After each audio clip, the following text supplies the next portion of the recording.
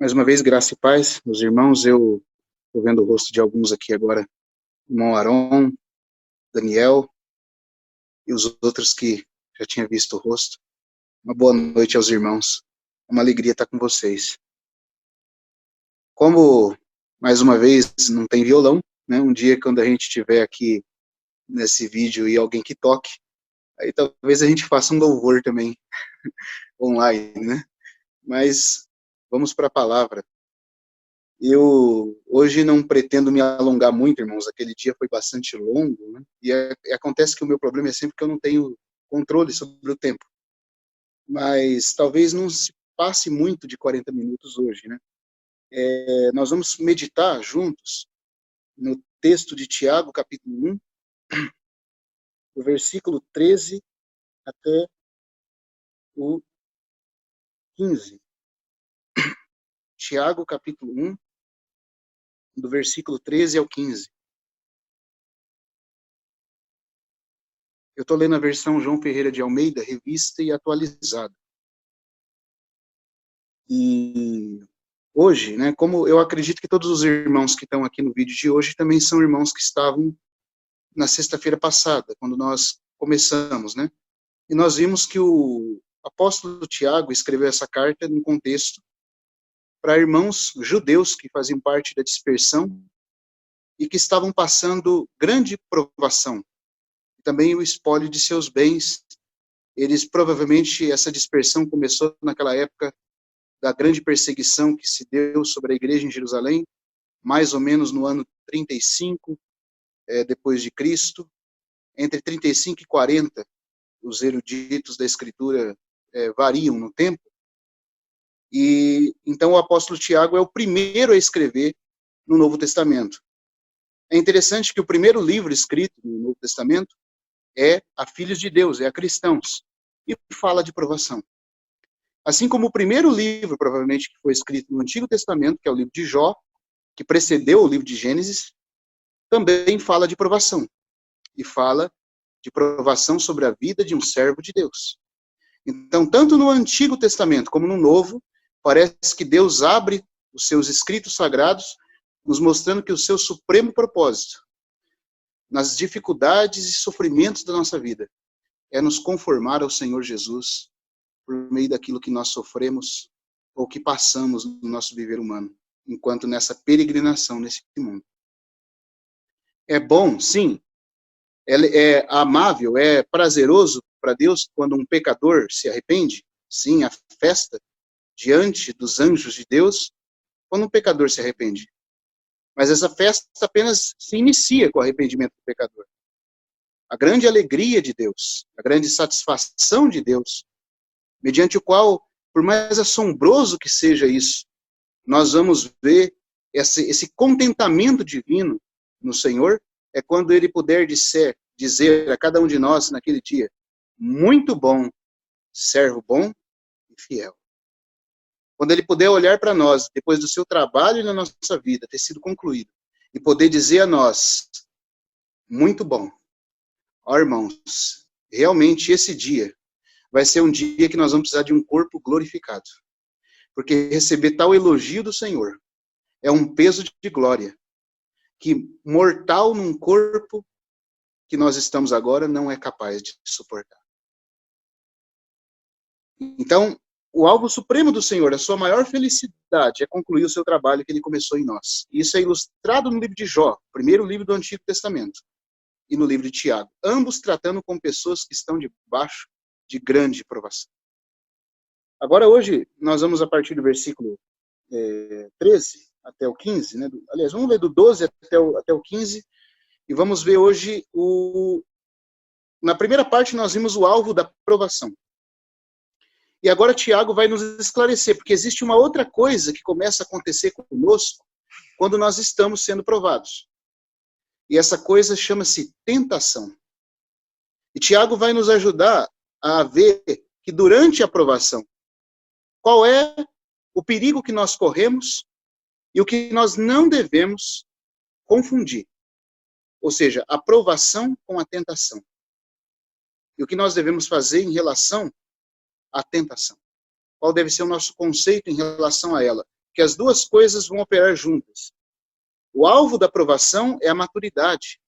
É Deus poder nos levar a ser participantes do galardão, da coroa da vida que ele prometeu aos que o amam, como Tiago termina dizendo no versículo 12. Ele diz que bem-aventurado é o varão, né, que suporta com perseverança a aprovação. Porque depois de ser aprovado, esse varão vai receber a coroa da vida, a que o Senhor prometeu aos que o amam. Agora, então, o alvo da aprovação é o Senhor transformar a nossa vida. Nós vimos aqui todos aqueles versículos mostrando que a aprovação traz seus benefícios.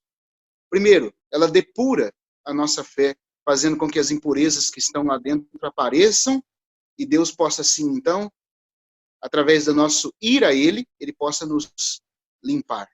Né? Ela também nos faz mais íntimos de Deus nesse processo de tratamento de Deus sobre nós. E ela, ao mesmo tempo, ensina algo aos ricos e aos pobres. Porque essa aprovação vem para ambos. Não há ninguém que está debaixo desse sol, debaixo do céu, que não sofra, que não seja aprovado. E nós estamos vivendo um período de grande ansiedade e de muita aprovação. E é daqui que nós devemos tirar o nosso consolo. Então, agora, qual é o que nós não podemos fazer? É confundir a aprovação com a tentação. Agora, Tiago vai dizer sobre tentação. Qual é o alvo da tentação? Primeiro, não é Deus que tenta. E segundo, aquele que tenta tem um alvo: nos levar à morte. Isso não é Deus que faz. Então, vamos ver o versículo 13 até o 15. Eu vou ler aqui na minha versão, os irmãos quiserem acompanhar. Diz assim, versículo 13. Ninguém, ao ser tentado, diga, sou tentado por Deus. Porque Deus não pode ser tentado pelo mal. E ele mesmo a ninguém tenta. Ao contrário, cada um é tentado pela sua própria cobiça, quando esta o atrai e o seduz. Então, a cobiça, depois de haver concebido, dá à luz o pecado. E o pecado, uma vez consumado, gera a morte. Então, é interessante que ele termina o versículo 12 falando de provação que nos introduz naquela condição que haveremos de receber a coroa da vida, porque se temos sido aprovados na provação, receberemos do Senhor a coroa. Mas vamos fazer esse paralelo entre o livro de Tiago e de Jó. Você lembra que quando Jó foi provado, juntamente com a provação, veio também a tentação. E nós sabemos quem foi que Deus permitiu que fosse deixado junto a ele, que se tornou um instrumento de tentação a Jó. Foi a sua esposa. E no momento em que ele estava ali sendo provado, a esposa veio até ele e falou, ainda conservas a tua integridade? Ou seja, que propósito? Que propósito é esse de você ser justo? Trocando assim, em uma palavra mais no nível humano, ela estava querendo dizer assim para Jó, você não está vendo que Deus não está com nada? O que te vale guardar essa integridade? Amaldiçoe a Deus e morra. Essa foi uma terrível sugestão da esposa de Jó para um homem que estava passando, irmão, uma situação. Se você vê um médico descrever a doença de Jó, eram 13 enfermidades ao mesmo tempo, operando de maneira profunda na carne, na alma e até mesmo no espírito de Jó. Porque a depressão com que ele ficou, já que nos textos de Jó, se a gente lê, ele confessa que ele teve pensamentos depressivos e até mesmo suicidas durante a provação. Quem aqui já passou por uma grande tristeza, uma profunda depressão, sabe como que é terrível se num momento desse, um conselho que tenta te induzir ao mal, mas irmãos, não é nada fácil. Você está vivendo no poço da depressão e alguém vem e diz assim, por que você não morre logo? Por que você não põe fim a tudo isso? Essa foi a sugestão da esposa de Jó. Tenta se colocar um pouquinho na pele dele. né? Ali no texto de Jó diz, por exemplo, que ele tinha a sua pele coberta de vermes e gusanos. Aquelas feridas criavam vermes, porque ele não tinha força nem para poder se locomover ou poder se limpar das infecções purulentas que havia na pele dele. Então aquilo produzia inflamações terríveis que, misturado com sangue e pus, vazavam, minavam da pele dele sem parar. É uma coisa assim até muito nojenta, mas era o que aconteceu. Ele ficou totalmente desfigurado. Ele disse que ele se assentava sobre a cinza para poder pegar os cacos e raspar, porque ao mesmo tempo que aquilo formava uma inflamação que não parava de minar, ao mesmo tempo também criava cascas grossas, impossíveis de serem, como é que eu posso falar, coçadas de maneira muito fácil. Então ele pegava cacos de telha para se coçar. E ali, naquele estado, junto com isso, vinha dores profundas dentro dos ossos dele. Ele disse que os ossos dele queimavam sem parar. Além de tudo isso, a dor, parece que os tumores que apareceram na pele dele provocaram também um certo tipo de elefantise em certas partes do corpo dele, fazendo com que ele ficasse como que um hidrópico, um acúmulo de líquido em certas partes e de pus e sangue em outros, e ao mesmo tempo uma dor aguda dentro dos órgãos vitais dele, fazendo com que ele tivesse febre interna e febre externa. E ele não podia dormir. E tamanho era a febre que dava nele, de momentos em momentos, que ele tinha alucinações, principalmente durante a noite. Agora você imagine esse quadro com o sofrimento da psique da sua alma, numa depressão profunda, a ponto de dizer a Deus, numa situação de desespero: tire a tua mão de sobre mim, para que eu possa respirar. Ó espreitador dos homens, deixa-me. O que te fiz eu? Ó irmãos,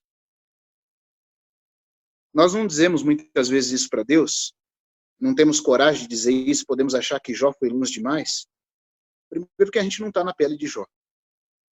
Segundo, porque a gente não diz com a boca, mas no nosso coração nós temos sempre muitos momentos, mesmo tendo aflições muito menores do que a dele, que a gente pode, muitas vezes, já aconteceu, se nós formos sinceros, formos examinar o nosso coração, nós vamos ver que nós já dissemos muitas vezes: deixa.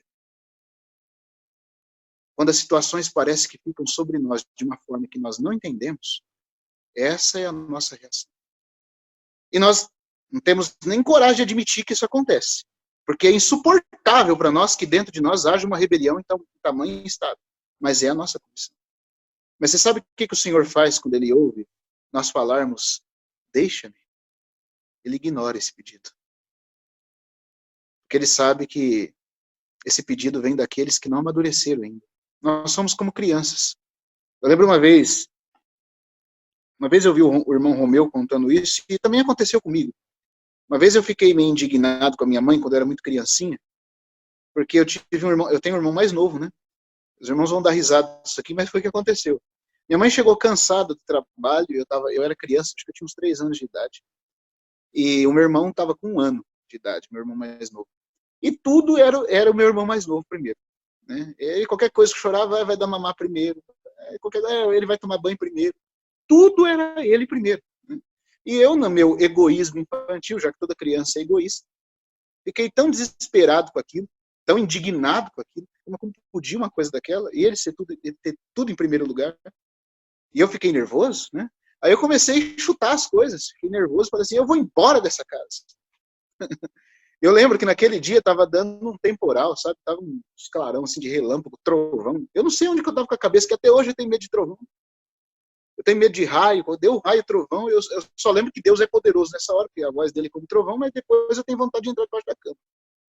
Mas a hora que começou aqueles trovões, aqueles raios, aquela tempestade, eu falei, e eu nervoso, eu não estava nem aí pro raio que estava dando lá fora. Eu falei assim: olha, deixa eu descansar, eu tô com dor de cabeça. Se você não quiser apanhar, eu falei: não, a senhora pode me bater, mas eu vou embora dessa casa. Até que ela levantou, ela estava sentada assim, tinha acabado de dar uma madeira do meu irmão, ela levantou e falou: você vai embora? Eu falei: vou. Falei: então eu vou te ajudar. Aí pegou na minha mão, me levou até a porta, e me empurrou para fora e fechou a porta. Aí o que você acha que aconteceu, né? Na hora, deixa eu entrar, né? Foi aquele desespero, né? Porque, claro, que ela sabia que eu não ia embora. Então, muitas vezes nós falamos coisas para Deus que Deus sabe que não é a nossa realidade. Então, às vezes, ele deixa a gente experimentar só um pouquinho do que nós estamos pedindo, ou ignora o nosso pedido, porque ele sabe que não é a nossa realidade. Quando Jó disse, deixa-me, na verdade, se a gente pudesse entender o fundo das palavras dele, não era simplesmente me deixa que eu não te quero, é Senhor, eu não estou entendendo o que tu estás fazendo. E como eu não entendo, eu não posso conviver com isso. Porque Deus sabia que o que Jó queria era uma explicação. Ele não entendia o que estava acontecendo. E o Senhor sabe também na nossa vida, irmãos, que muitas vezes o que nos abate é a falta de explicação no meio da circunstância. Mas ele não nos abandona no nosso desespero. Graças a ele, porque 2 Timóteo diz que ele nos amou com uma determinação de nos salvar. O amor de Deus não é um sentimento, é um compromisso feito em aliança. E ele não viola isso por causa da nossa fraqueza. Mas Jó foi tentado, além de ser provado. Ele foi extremamente provado. E também foi tentado. Então, no meio da provação, a qual Deus permitiu, porque visava transformá-lo, ele teve também a tentação, que foi algo que veio da parte de Satanás, por meio dos pensamentos internos. Que, por certo, irmão, você pode ler o livro de Jó. Quem você acha que ficava sugestionando para Jó todas aquelas coisas arrogantes que ele falou para Deus? Na ignorância, porém, arrogantes. Ao ponto do próprio Deus dizer no capítulo 38, quem é este que escurece os meus planos com palavras sem conhecimento? Que diz coisas que não entende e nubla os meus planos perfeitos. Então, aquela ignorância que havia em Jó, que foi extravasada numa forma de ira, numa forma de indignação pelo que acontecia com ele, certamente foi estimulado pela tentação do inimigo e da sua própria natureza caída. Ao mesmo tempo em que a mulher dele foi usada como um instrumento exterior de tentação em meio à prova. Só que tem uma coisa, irmãos, Deus nos prova. O que é provar? Provar é Deus nos colocar numa circunstância, a qual, por exemplo, pode ser essa que nós estamos vivendo, ou qualquer outra que vier na nossa vida, para que, não que ele não conhece o que está dentro de nós, como a gente viu, mas para que nós possamos nos conhecer e assim essas coisas venham à tona e ele possa nos transformar. Né? Então ele põe-nos numa circunstância não para ele saber, será que ele vai guardar ou não minha palavra? Ele já sabe da nossa condição. Ele sabe que quem não sabe se vai guardar ou não somos nós. Ele tem que nos transformar. E ele nos põe na circunstância. Agora, no meio disso, Satanás e a nossa própria natureza pecaminosa, estimulada por ele, se levantam. Se levantam para tentar nos induzir ao mal. A tentação é uma indução ao mal. Isso Deus não faz. E nós não podemos confundir provação com tentação. Então, Tiago diz, a provação visa nos levar à coroa da vida. E a tentação? A tentação não pode ser confundida com a provação. Então, ele vai dizer como é que ela ocorre. Ele diz assim, ninguém ao ser tentado diga, sou tentado por Deus. Ora, não pode se dizer isso, porque Deus não pode ser tentado pelo mal. E aqui vamos parar um pouquinho e olhar um pouco essa frase. Quando diz que Deus não pode ser tentado pelo mal, é lógico, nós podemos também discernir uma coisa aqui. Existe a tentação subjetiva dentro de nós, proveniente da nossa natureza caída, e existe a tentação objetiva, externa a nós, provocada pelo inimigo de Deus, através das circunstâncias ou pessoas. Ou às vezes, irmãos, como diz o próprio John Owen, no seu livro chamado Para Vencer o Pecado e a Tentação, ele comenta dizendo, às vezes, Satanás arranca com a sua tenaz algo concebido no seu próprio coração e injeta de maneira direta em nossos pensamentos contra Deus. Pensamentos loucos, pensamentos blasfemos, pensamentos impuros contra Deus. Não podem ser concebidos no coração humano, ainda que o coração humano seja um coração caído. Não há tal malignidade dentro do homem capaz de levá-lo por si próprio a produzir tais pensamentos. Eu estou falando aqui, e eu não sei também se os irmãos já passaram, a gente vai falar um pouco mais disso mais para frente, só estou introduzindo aqui a questão da tentação externa e interna, mas mesmo a tentação interna, essa tendência ao mal, essas coisas malignas que se levantam dentro de nós. Existem coisas que estão dentro de nós provenientes da nossa natureza caída. E existem coisas que estão na nossa natureza caída estimuladas por Satanás. E algumas coisas são algo que ele faz de modo direto, sem a participação da minha natureza. Nós vamos, se o Senhor der graça, tocar nessa questão. Mas, ou seja, existe a tentação externa. Então, a tentação externa proveniente do inimigo e a tentação interna proveniente da nossa natureza caída. Ambas são tentações. Nenhuma é provocada por Deus. Deus nos prova, Satanás nos tenta, estimulando a natureza interna a nos tentar, pela força interna do pecado, ou por meio de circunstâncias externas que ele mesmo arranja pela sua deliberação, que vão ter respostas naquilo que está dentro de nós. Então, vamos olhar. Quando diz aqui que Deus não pode ser tentado pelo mal, aí fica a seguinte questão. O Senhor Jesus, por exemplo, é Deus ou não? É claro que é. Né? Ele é Deus e homem. E a Bíblia não diz que ele foi tentado em todas as coisas? Hebreus capítulo 4, versículo 14, diz que ele foi tentado em todas as coisas a nossa semelhança, mas sem o pecado. Irmã Viviane, a hora que eu tiver que parar, irmã, fala, porque aí a gente sai e entra de novo, tá? Hebreus 4,14 diz que ele foi tentado em todas as coisas a nossa semelhança, mas sem o pecado, não é? 4,15, na verdade. Hebreus 4,15. Então, se ele é Deus e ele foi tentado, como é que aqui está dizendo que Deus não pode ser tentado? É lógico, irmãos, que aqui, quando o Tiago fala de tentação, ele está falando da tentação no aspecto interno. Como é que nós sabemos disso? Porque o versículo diz que cada um é tentado pela sua própria cobiça. Esse termo, traduzido aqui cobiça por Tiago, é o mesmo equivalente à palavra consciência no grego, que significa aquele desejo que te controla.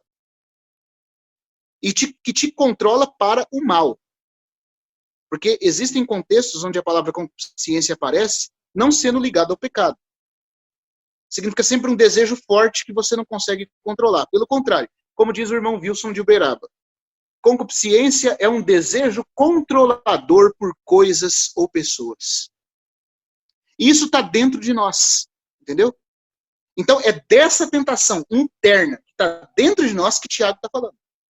Claro que ela é estimulada, energizada pelo inimigo fora de nós. Mas ela começa aqui dentro.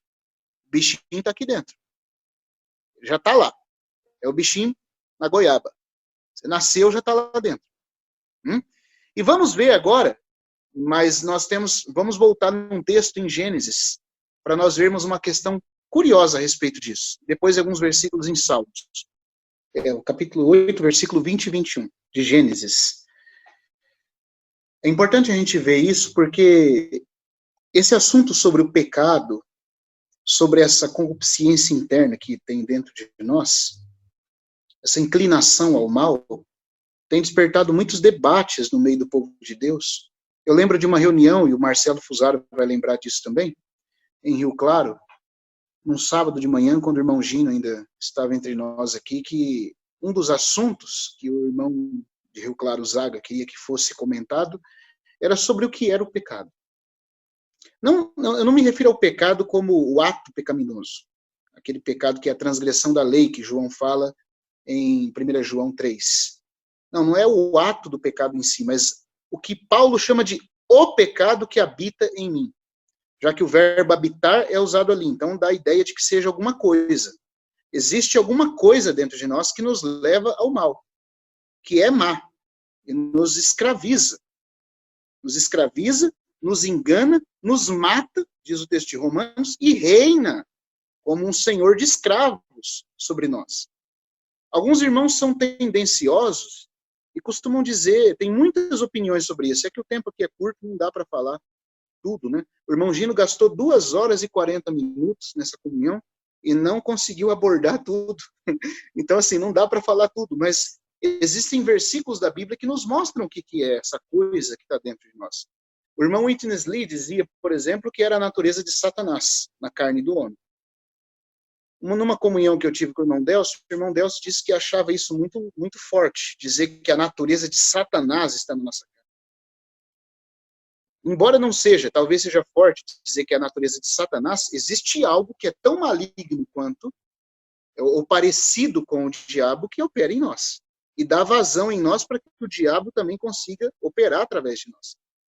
Isso a Bíblia chama de o pecado. Mas o que é isso? Então, é importante, quando a gente trata dessas coisas, ficar com o que a Bíblia diz. A Bíblia fala em Romanos que o pecado engana, que o pecado reina, que o pecado mata e que o pecado subjuga. Então ele é alguma coisa. Não é só o ato em si, mas há uma força que me leva a fazer aquilo que eu não quero. Mas o que vem a ser isso? Então o irmão Lee dizia que podia ser a natureza de Satanás. Por que Witness Lee falava isso? Eu não estou querendo aqui falar mal do irmão, só estou apresentando o ponto de vista dele.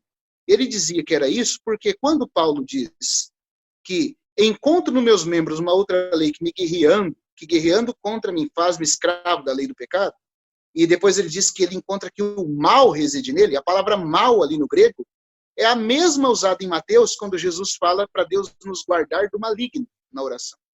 E livra-nos do maligno. Tanto é que algumas versões traduzem mal, simplesmente mal, não maligno. Mas no grego, a ideia é de o maligno. E como o termo maligno ali, em Mateus 6 e em Romanos 7 é a mesma coisa, então o irmão Witness Lee dizia que essa natureza do pecado que está dentro de nós é a mesma natureza que opera em Satanás. O que é isso? Alguns, então, ousam dizer que essa natureza é a natureza do diabo operando na nossa carne. Certo? Tentam dizer isso. Outros falam que não. Que essa natureza, que essa coisa chamada pecado que está dentro de nós é o próprio diabo. Alguns vão mais longe. E outros falam que não. Que isso é a natureza humana. Que a natureza humana é isso aí. Mas o que a Bíblia fala sobre o pecado? Então vamos começar vendo Gênesis 8, versículo 20 e 21. Levantou Noé, depois que ele saiu da arca, levantou Noé um altar ao Senhor. E tomando de animais limpos, de aves limpas, ofereceu holocausto sobre o altar. E o Senhor aspirou o suave cheiro e disse consigo mesmo: não tornarei a amaldiçoar a terra por causa do homem, porque é mau o desígnio íntimo do homem desde a sua mocidade. Aqui aparece implícito, talvez uma das melhores explicações do que é isso que opera dentro de nós dessa forma, que a Bíblia concebe como o pecado. A expressão é mau o desígnio íntimo do homem desde a sua mocidade, segundo o hebraico, principalmente no Targum judeu, essa expressão desde a sua mocidade é desde a sua concepção. Então, a ideia, e tirado daqui que os irmãos judeus entendem nesse texto, é que o pecado passa a existir dentro do homem no momento em que a célula masculina e a feminina se juntam, formando aquele zigoto. Quando ele se forma, quando une as duas coisas, ali foi concebido e o pecado passa a operar ali. Mas o que é o pecado? É um desígnio, que a expressão hebraica significa uma inclinação. Essa inclinação começa a operar em nós ainda como um mero zigotinho. Desde aquela hora, começa uma tendência ao mal dentro de nós. Aqui, então, seria a melhor explicação de quando começa o pecado a operar na nossa natureza. Somos maus desde esse momento. Por isso que no Salmo 58, agora vamos abrir no Salmo 58. Então, voltando aqui, esse texto de Gênesis é onde começa a falar sobre uma das primeiras explicações mais claras de quando é que o pecado começa a operar dentro de nós. É baseado nisso que os discípulos perguntam sobre aquele cego em João 9, né? Senhor, quem pecou? Este ou seus pais para que nascesse cego? Ora, não tem sentido fazer uma pergunta dessa. Porque como é que ele vai pecar para nascer cego? Só se ele pecasse no ventre da mãe. Mas como é que um bebê peca no ventre da mãe? Não tinha lógica a pergunta. Não sei se os irmãos já pararam para pensar na pergunta. quem pecou, este ou seus pais, para que nascesse cego? A ideia que está sendo sugerida é que ele pecou e por isso nasceu cego. Mas como é que ele vai pecar para nascer cego? É porque os judeus, entendendo esse texto de Gênesis 8, entendem, com razão, que a inclinação para o mal começa na concepção. Na hora em que a célula masculina e feminina se juntam e foi concebido ali algo vivo, já começa a inclinação. Por isso que o texto de Salmo 58 vai dizer para nós, para a gente abrir aqui, vai dizer assim, ó, versículo 3.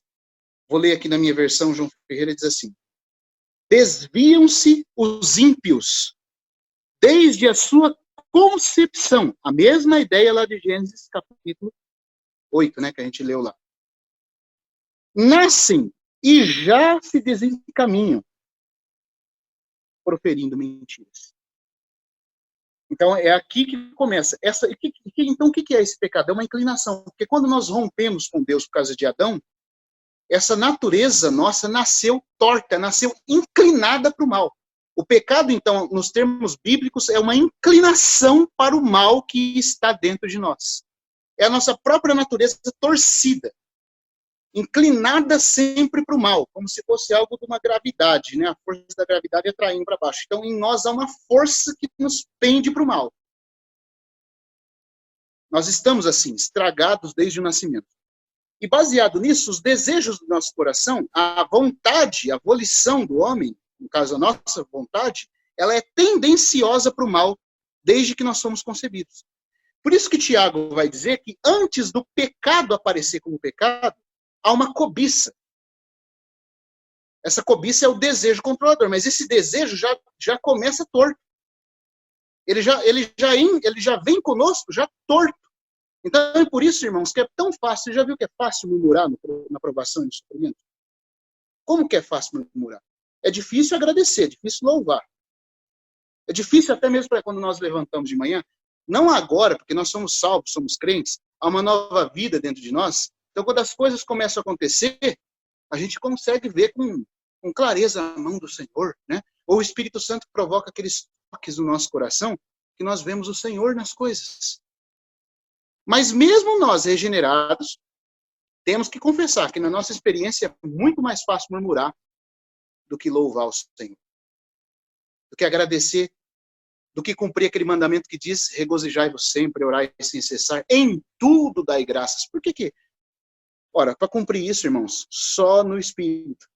Porque aquela natureza tendenciosa, aquela coisa torcida, começou em nós lá quando fomos concebidos. Por isso, Paulo chama o pecado de uma lei que guerreia nos nossos membros. Só que o pecado como algo consumado, ele começa primeiro com a cobiça. Então, vamos voltar lá para o texto de Tiago. Tiago 1. Ninguém pode dizer que é tentado por Deus. Por quê? Porque Deus não tem isso. Deus é santo, totalmente imaculado. Deus é luz, não há nele treva nenhuma.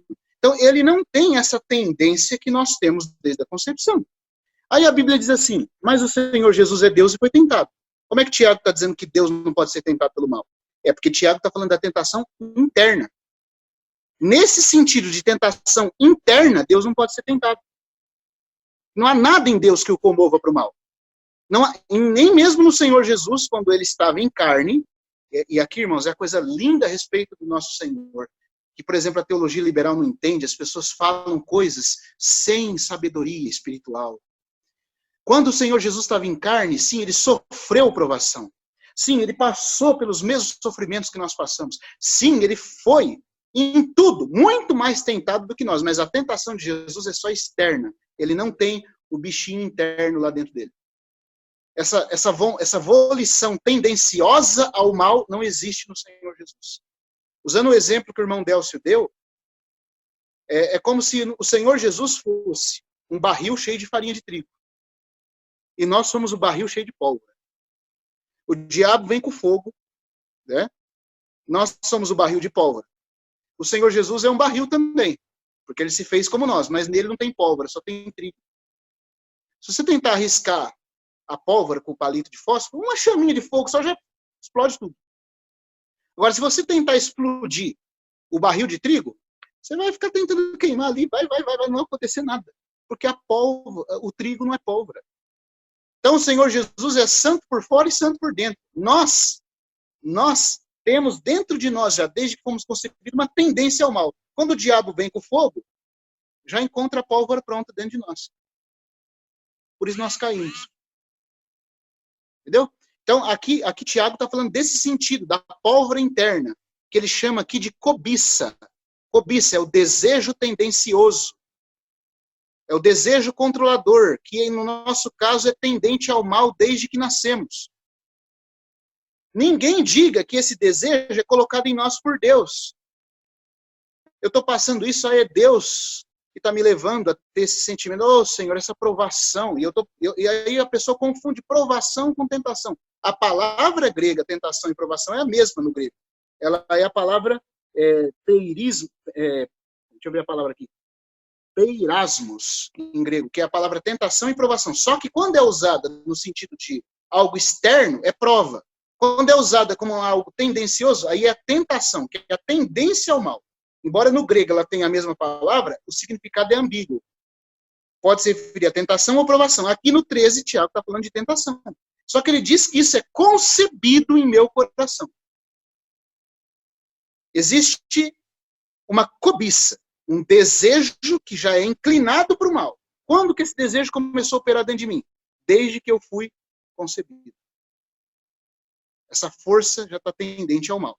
Aí o que acontece? Só que olha aqui um processo, irmãos, e se a minha meditação com os irmãos puder chegar só até aí, e o Senhor dê graça, eu sinto que o meu sentimento que eu queria repartir com os irmãos já foi descarregado. Mas olha só. Ele vai dizer aqui para nós uma coisa importante, porque nós temos que discernir o que é a tentação da nossa carne e o que é a tentação que às vezes acontece, irmãos, sem a participação da nossa carne. Existem muitos cristãos que, quando estão passando por provas, entram em depressão, irmãos que têm pensamento até de se matar, coisas terríveis acontecendo na mente de tantos filhos de Deus, porque eles não sabem discernir entre o que é coisa da carne deles, do pecado que está na carne deles, provocando a cobiça, para que essa cobiça desperte como um ato de pecado consumado. Ele não sabe discernir disso, daquilo que Satanás está colocando de modo direto. Então aqui nós vamos ver a tentação da nossa carne, quando ela segue um processo. Porque quando é da nossa carne, Tiago diz que tem um processo. Quando é de Satanás, não tem processo nenhum. E nós precisamos discernir isso. Então, só concluindo, quando o Senhor Jesus foi tentado, o diabo tentou de forma externa, mas ele não tinha a vontade inclinada para o mal como nós temos. Então, nele não provocou nada. Assim também lá em Jó, Deus fala para Satanás que Satanás tentou incitar o Senhor contra Jó. Aquilo foi uma tentação externa. Não fez nada em Deus. É uma tentação externa. Foi assim também que Jesus foi tentado. Nunca, irmãos, nós podemos pensar que ele foi tentado porque ele tinha pulsões ao mal dentro dele. Que ele não cedeu, mas ele tinha pulsões. Isso está errado. Tem grandes pregadores por aí, eu nem sei se posso chamar de pregador, falso profeta mesmo, que anda falando que o Senhor Jesus tinha essas pulsões, tanto como nós. Isso é uma heresia. Tá? Então está claro? Tentação aqui é tentação interna. E dessa Cristo não participou. Mas nós participamos porque somos maus desde a concepção. Agora, como que se dá essa tentação dentro de nós? Vamos ver o que Tiago fala. Ele diz assim, cada um é tentado pela sua própria cobiça, a pulsão de desejo controlador. Quando esta o atrai e o seduz. Agora vamos lá, irmãos. Para que haja cobiça por um objeto, deve haver o objeto a ser cobiçado. Dá para entender essa lógica? Nós não podemos cobiçar nada que não tenha um objeto para cobiçar. Se você tem cobiça por algo, é porque esse algo existe. Entendeu? Então, quando essa tentação interna começa em nós, qual é o processo dela? E é aqui que a gente vai discernir o que vem da nossa carne e o que vem do próprio diabo. Porque é importante saber isso. Porque tem muita coisa que às vezes acontece conosco, que está vindo do inimigo e a gente está achando que começou em nós. Não começou. Quando vem de nós, a solução é a cruz, se voltar para o Espírito. Quando vem do diabo, a solução é resistir ao diabo. Mas tem muita coisa, irmão, que está na mente dos cristãos, está sendo dardo inflamado do maligno, e ele está achando que é dele, ele está se culpando. Aí ele está passando por uma dificuldade e está lá, ai, eu não consigo lidar com esse problema. E o problema não nasceu nele. Então a gente precisa discernir isso aqui. Quando é tentação nossa, Tiago diz que segue uma sequência. A cobiça atrai primeiro, mas para a cobiça atrair tem que ter o objeto a ser cobiçado. Eu vou dar um exemplo. Nada contra as irmãs, tá? Mas é o exemplo mais claro que me vem na cabeça agora. As irmãs gostam de sapato. Assim como os homens gostam das suas coisas também, né? Mas as irmãs gostam de sapato. Para você poder cobiçar o sapato, você tem que ver o sapato. Por isso que lá em Jó, capítulo 31, Jó fala que fez aliança com seus olhos. De não colocar os olhos, que são a janela da alma, numa donzela. Então, para que Jó cobice a donzela, tem que ter a donzela para ser cobiçada. Dá para entender que o desejo nos atrai e nos seduz no processo de nós olharmos aquilo que desejamos? Se não tem o que desejar, não tem como o desejo ser despertado. Então o processo é assim. Aqui está você e aqui está o objeto que você deseja. Você olha o objeto, a cobiça é despertada. Aí a cobiça começa a te inclinar para aquilo. Só que Tiago fala que no processo que a cobiça está sendo despertada, você ainda não pecou. É importante também discernir isso. Porque tem irmãos que pensam que no processo da tentação ele já pecou. Aí ficam todos arrebentados, assim, eu já pequei, Senhor. Não, irmãos. Ainda não foi dado à luz o pecado. O processo é a cobiça começa a ser atraída pelo objeto cobiçado. Nesse ínterim, é um ínterim muito rápido, é um período de incubação, o pecado está sendo gerado ainda, mas ainda não foi gerado. Nesse ínterim, o que decide se você já pecou ou não? É se a vontade concorda. Você começa a ser atraído. Por enquanto, é a sua emoção que está amando algo que a sua mente conheceu. Porque todas as batalhas, como diz o irmão Atmani, começam na porta da mente. A mente é a porta do castelo. Você não precisa derrubar o castelo inteiro, basta derrubar a porta para você conquistou o castelo. A porta de entrada do castelo da nossa alma é a mente. A mente pensou. Viu por meio do corpo, pensou. Aí a emoção começa a amar. Quando a emoção começa a amar, ela é a segunda parte que é afetada, você começa a sentir desejo. Mas a vontade ainda não se rendeu. Por causa do Espírito Santo que está dentro de nós, a vontade pode estar falando, eu não quero, eu não quero, eu não quero. Por enquanto, nesse ínterim, você só está sendo tentado. Você não pecou ainda. Você não precisa se arrepender, pedir perdão por nada. Você não pecou. E Satanás muitas vezes quer fazer a gente pensar que a gente já pecou, para ficar sobrecarregando a nossa consciência de culpa. Então, enquanto eu e você está sendo tentado, não pecamos ainda. A cobiça está concebendo por enquanto. Agora vamos ilustrar isso com um texto em Mateus. Mateus 5, versículo... vamos ver do 30... Deixa eu abrir aqui o versículo. 27. Capítulo 5, versículo 27. Ouviste que foi dito, não adulterarás. Eu, porém, vos digo, qualquer que olhar para uma mulher com intenção impura no coração, já adulterou com ela. Então, olha como é que Cristo também ratifica, ele confirma o que o Tiago está dizendo. Cristo não diz que é o olhar descuidado. Primeiro que a expressão olhar aqui está mal traduzida.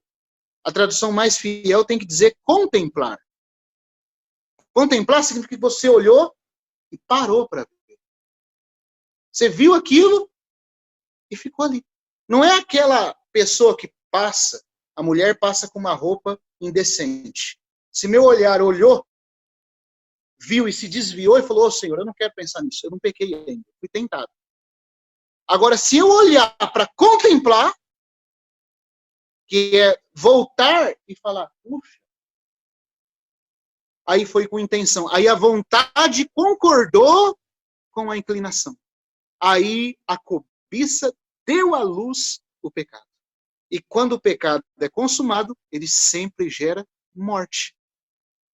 Paulo usa essa colocação num outro termo, dizendo que o pecado, o salário do pecado é a morte. Nós pecamos e o pecado nos paga. Ele nos paga nos matando. Esse é o salário dele. Matando a nossa comunhão com Deus, e é claro, se eu viver em pecado, eu vou ser ceifado mais cedo. Porque o pecado diminui a vida do perverso, como dizem Provérbios. Então, irmãos, isso é muito importante saber. Só que na hora que eu tive aquele lance, eu estou naquele conflito, quero ou não quero, eu não pequei ainda. E às vezes esse conflito pode durar muito tempo. Mas quanto mais rápido durante o conflito nós nos voltarmos ao Senhor, nós vamos ser curados e salvos mais rápido. Então, ao ser tentado, nunca podemos pensar que é Deus que está nos tentando. Durante a prova, a inclinação do mal que está dentro de nós, sempre por fraqueza, tende nos a levar ao pecado. Ou por murmuração, ou por autocomplacência a respeito de nós mesmos. Nós vamos ficando relaxados na devoção, porque o sofrimento está muito grande, e aí vamos querendo ter um tempinho nosso para fazer nossas coisas, porque afinal de contas, está tão difícil, quer saber, eu vou chutar o balde. Eu vou dar um tempinho para mim agora. Então, essa autocomplacência que eu tenho comigo me inclina ao mal. E essa inclinação, uma vez gerada, começa a ser tendenciosa ao mal. Só que, enquanto ela está sendo produzida, e junto com ela está produzindo, está tentando produzir o ato do pecado, eu ainda não pequei. Eu posso ainda me voltar ao Senhor, para que Ele me dê a salvação da sua presença. Esse é um ponto. Isso é a tentação em nós. Qual que é a solução para isso? Paulo diz, andai no Espírito, e jamais satisfareis a concupiscência da carne. Certo? Então, como é que é a tentação de Satanás? A tentação de Satanás muitas vezes não segue essa lógica. Ela não segue esse processo. Em Efésios capítulo 6, vamos em Efésios capítulo 6 agora. Vamos ver 2 versículos, um em Efésios 6 e outro em Efésios capítulo 2. Efésios 6. Capítulo 6 de Efésios, versículo 10. Versículo 10 primeiro, depois a gente vai ler o 17. 16, 17 depois. Vamos ler o 10. Quanto ao mais, sede fortalecidos no Senhor e na força do seu poder, revestivos de toda a armadura de Deus para poderdes ficar firmes contra as ciladas do diabo. Então aqui fala de estratégias. Eu não vou falar das estratégias hoje, eu vou focar em um ponto aqui. A questão é que há um inimigo externo a nós, que tem estratégias. Depois, no versículo... Eu li o 11 também, né? Mas vamos ler agora o versículo 16. Embraçando sempre o escudo da fé, com o qual podereis apagar todos os dardos inflamados do maligno. Tomai também o capacete da salvação e a espada do Espírito, que é a palavra de Deus. No versículo 16, depois de Paulo falar que nós temos inimigos externos, e ele põe ali uma hierarquia de poderes antagônicos a nós, poderes das trevas, que uma hora que se a gente puder ter um tempo de comunhão sobre isso aqui, é um assunto para comunhões e mais comunhões, porque não é tudo a mesma coisa. Tem cristão que pensa que lutar com o demônio é a mesma coisa que lutar com um anjo caído, que é a mesma coisa que lutar com o principado e potestade. É uma diferença, irmãos. Como diz o irmão Lance Lambert, provavelmente muitos de nós nunca soubemos o que é lutar contra anjos caídos ou principados e potestades. Existe toda uma diferença. Mas, mesmo nos menores graus, Satanás, por meio dos seus demônios, dos seus espíritos mais terrestres, ele nos ataca. E como nós discernimos esses ataques, esses dardos dele? Aqui ele fala dos dardos inflamados. O que é um dardo? Aqui a ideia é de uma flecha, né, que pode estar envenenada ou pode estar com aquele líquido, né, que faz com que ela entre em combustão. Então ele lança aquele dardo tanto para penetrar como para dali espalhar o fogo ou o veneno. E esse dardo é uma coisa externa, é como aquela flecha que atingiu o rei Acabe. Alguém pesou o arco e zuniu, de repente entrou bem na brecha da armadura. É uma flecha, é algo que vem de fora, não começou dentro de você. O que são isso? Se a gente lê as biografias dos santos, se nós lermos os grandes homens de Deus que lutaram a batalha espiritual, nós vamos perceber o que isso significa. Aqui se referem a pensamentos e sentimentos colocados de forma direta por Satanás dentro de nós.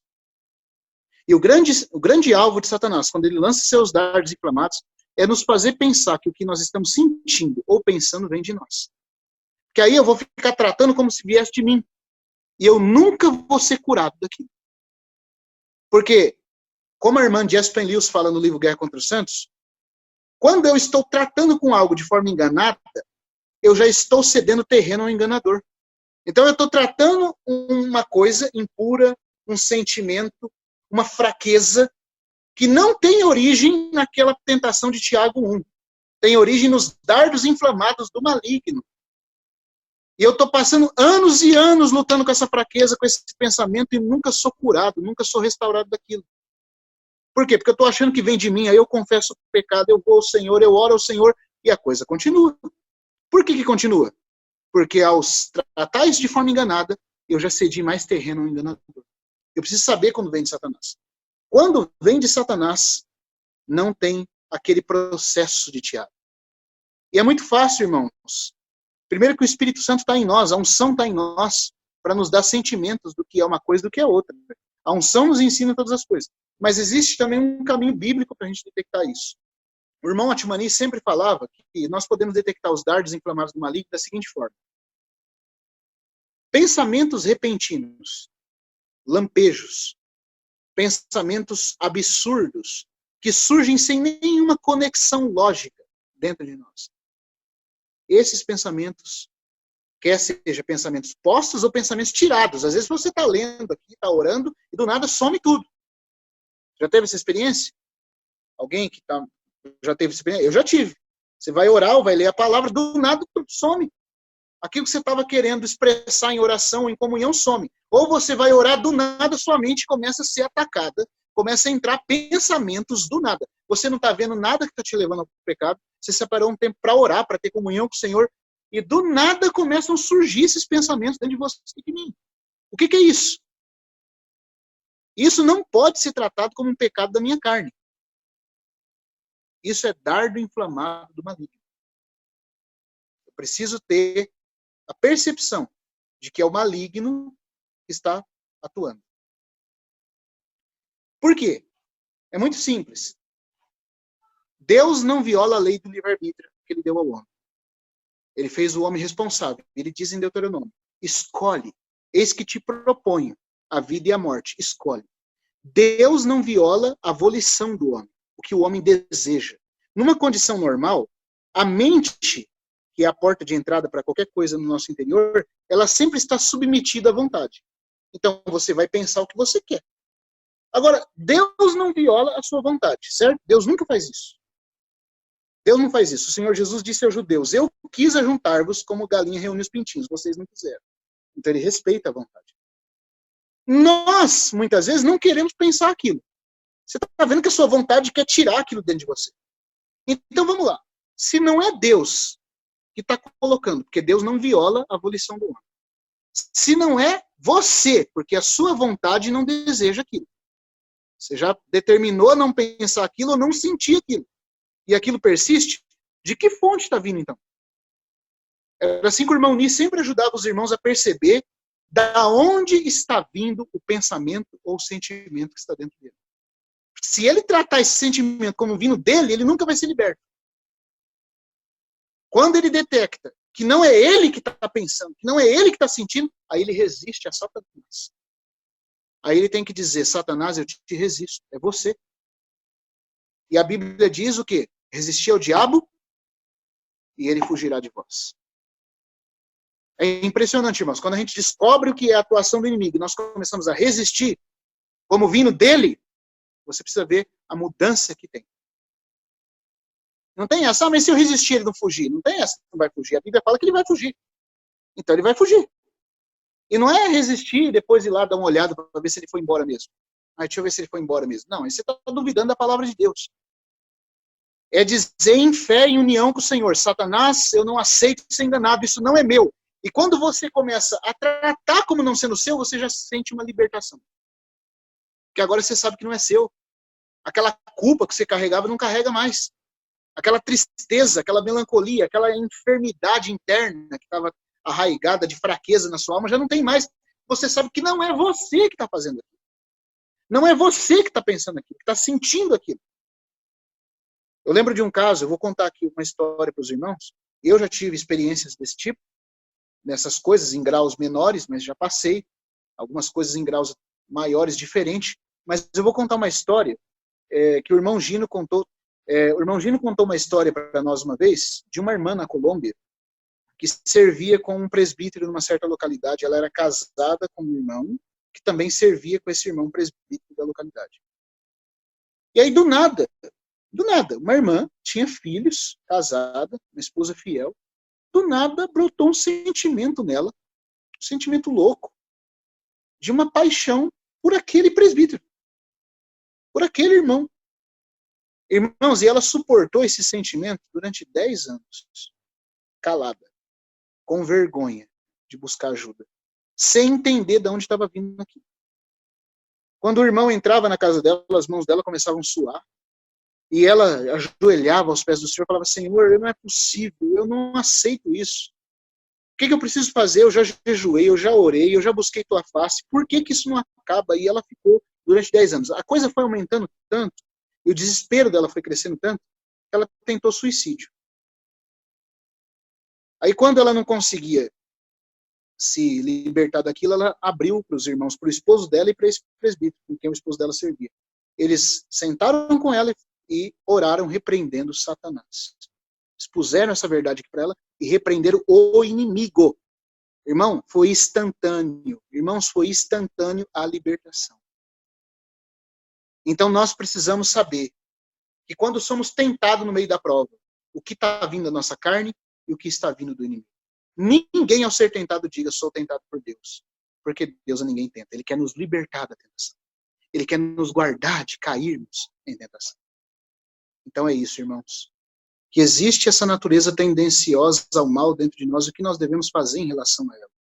Se é algo que começou em nós, a solução é nos voltarmos ao Espírito e crucificarmos a carne com as suas paixões e concupiscências. As paixões que são essa cobiça, esse desejo controlador por coisas ou pessoas tendencioso ao mal.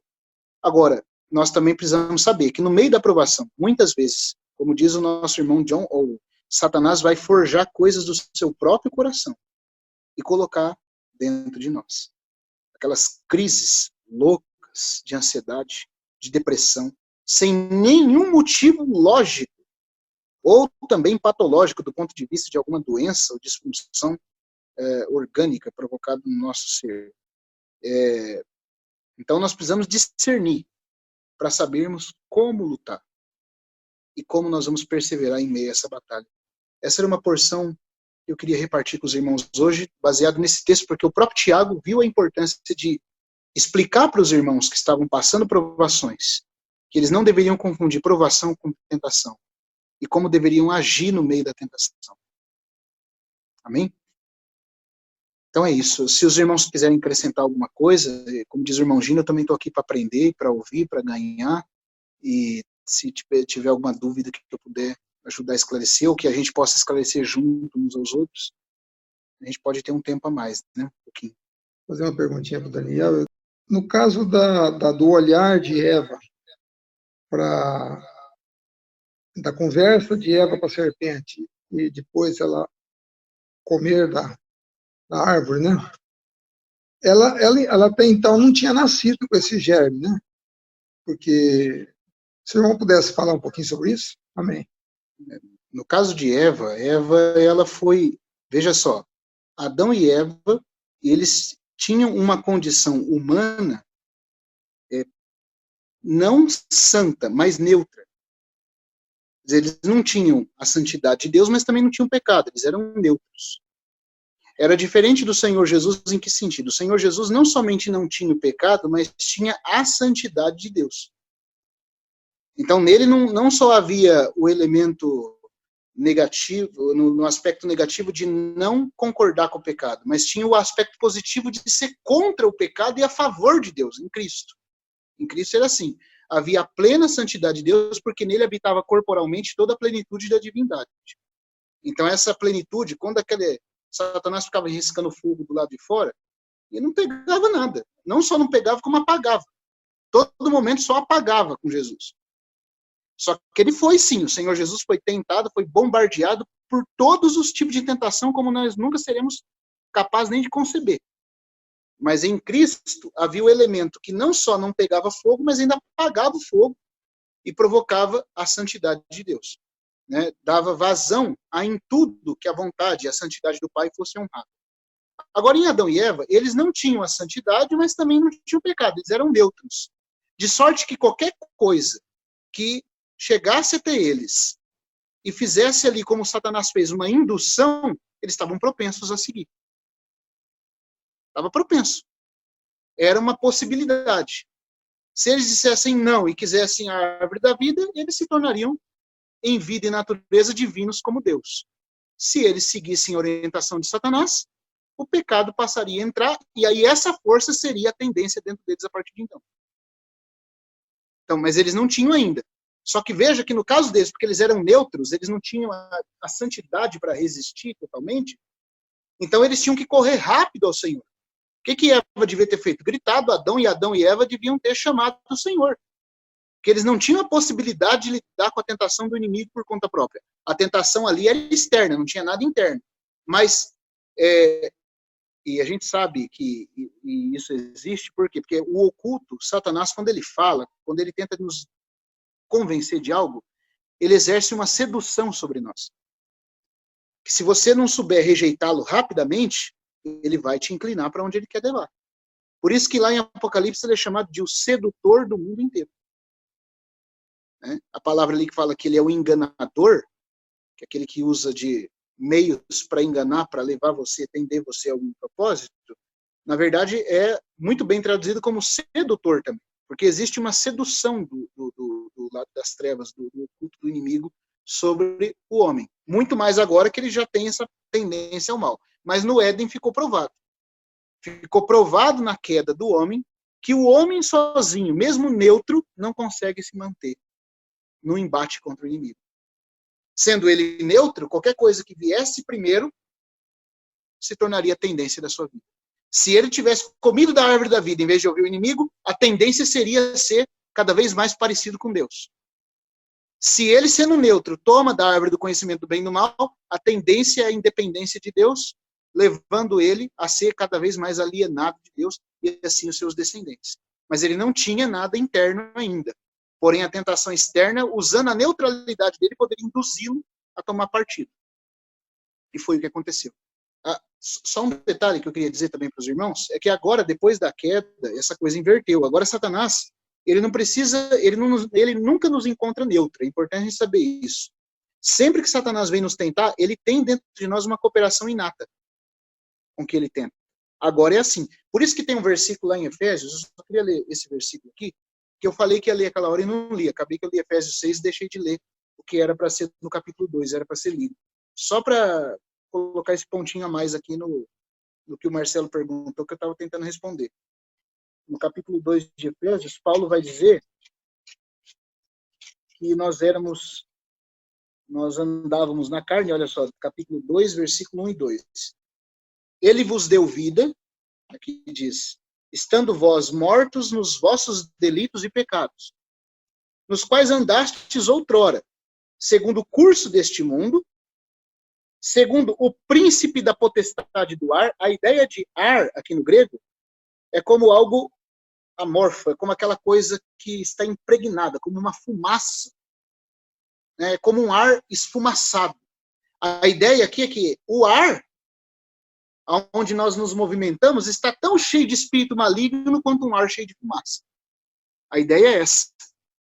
Porque Satanás tem muitos espíritos malignos ao serviço dele. E ele, por enquanto, está maculando o ar com esses espíritos. Por isso, louvado seja o Senhor, porque o Senhor está em nós e ao nosso redor, como disse o Marcelo. E aos seus anjos também que nos guardam. Mas o inimigo está com muitos a seu serviço. Ele não tem falta deles. Ele tem tantos a serviço dele que ele manda 6.000 para possuir um gadareno. É sinal que não está tendo falta de espírito maligno. E 6.000 demônios, uma legião, pode ocupar um gadareno. Certo? Então, olha, nós estávamos no curso do mundo, segundo o príncipe da potestade do ar, essa tendência ao mal que existe fora nós, o que de fora para dentro nos ataca. E aí ele vai dizer assim, segundo do espírito que agora atua nos filhos da desobediência. O termo atuar aqui no grego é energizo, que significa energizar. É como se Satanás fosse aquele que dá tonificação ao pecado da nossa carne. O pecado já está em nós. Se o diabo fosse preso hoje, no abismo, como vai acontecer lá no milênio, você acha que nós seríamos capazes de cometer pecado, mesmo sem a atuação dele? Seríamos. Embora essa tendência diminuiria muito, mas nós ainda já tínhamos o pecado na carne. Nós não vamos cometer pecado no milênio quando o Senhor voltar, porque nós vamos estar em corpos glorificados. Aí não tem mais esse problema. Mas as nações, por exemplo, por que vão pecar depois que o diabo for liberto? Porque o pecado está dentro delas. Está controlado, mas está dentro. A diferença é que o diabo, quando ele vem por meio dos seus espíritos aéreos do ar, aqui diz que ele energiza esse pecado na nossa carne. Ele tonifica ele. É como se a carne fosse uma pista de pouso para o avião chamado diabo. Então a carne já tem o mal, já tem toda a pista necessária. E agora Satanás vem e energiza esse mal. Ele impulsiona isso. O único que ele não tinha essa pista de pouso, que ele não podia impulsionar, era o Senhor Jesus. O Senhor Jesus, na conclusão do ministério dele, ele falou, aí vem o príncipe desse mundo e ele nada tem em mim. Mas ninguém pode dizer isso, irmãos. Infelizmente, nós ainda não podemos dizer isso. Um dia vamos poder dizer.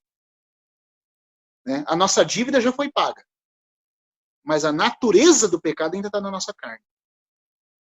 Para que nós possamos aprender a depender do Senhor e julguemos o pecado na carne para envergonhar o inimigo. E quando chegar aquele dia, ele vai